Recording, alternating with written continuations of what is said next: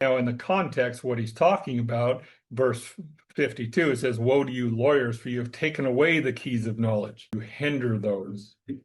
And this is in the context what he's talking about. Therefore, the wisdom of God, as they persecuted, as this is manifested, and they persecuted the prophets in the general context. Back over in Galatians chapter 5 and verse 2, Paul then goes on and he says, circumcision has no value to the Christian life.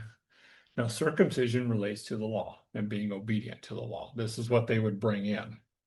Indeed, I, Paul, say to you that if you become circumcised, Christ is of no profit to you. Because if you're becoming circumcised, you are placing yourself under the Mosaic law, and you are no longer living in the liberty that you have in Christ. So now, the liberty you have, there's no profit to you in that, because you're not living that out.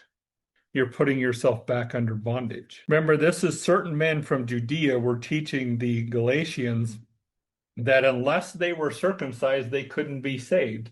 And we can back up over into Acts chapter 15 and verse 1, where we went over that. And certain men came down from Judea and taught the men, unless you are circumcised according to the custom of Moses, you cannot be saved.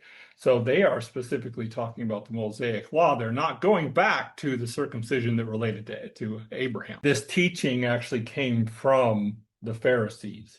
You know, a lot of Pharisees actually did believe in the resurrection of Christ. Unfortunately, the Pharisees were so caught up in their religious ways that they began to impose that upon the early church. Even to the point to where the church in Jerusalem became very Jewish-centric. It really completely rejected the Gentiles. You know, it even got to, as a matter of fact, this council, at the end of this council, they're basically saying to Paul, you go to the Gentiles and we'll focus on the Jews. We'll see in verse 5, but some of the sect of the Pharisees who believed rose up, saying, it is necessary to circumcise them and to command them to keep the law of Moses.